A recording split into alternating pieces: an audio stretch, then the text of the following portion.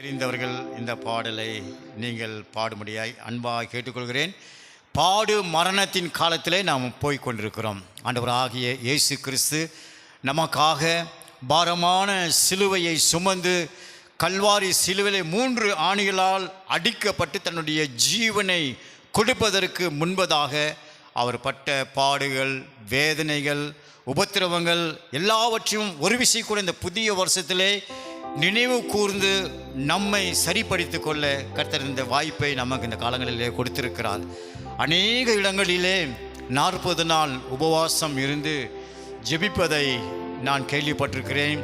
உணவுகளை வெறுத்து, ஆடம்பரங்களை வெறுத்து, வீணான செலவுகள் எல்லாவற்றையும் வெறுத்து ஆண்டவருக்காக தங்களை அர்ப்பணித்து வாழ்கின்ற இந்த லெந்து நாட்களிலே நம்மை மிகவும் அதிகமாக நம்மை ஆராய்ந்து பார்த்து ஆண்டவருக்கு வேதனை உண்டாக்கும் வழி இருக்குமானால் அதை நாம் எடுத்துவிட்டு ஆண்டவர் விரும்புகிற அந்த பரிசுத்தத்தை பெற்றுக்கொள்ள இந்த 40 நாள் நமக்கு மிகவும் பிரயோஜனமுள்ள நாளாக இருக்கிறது.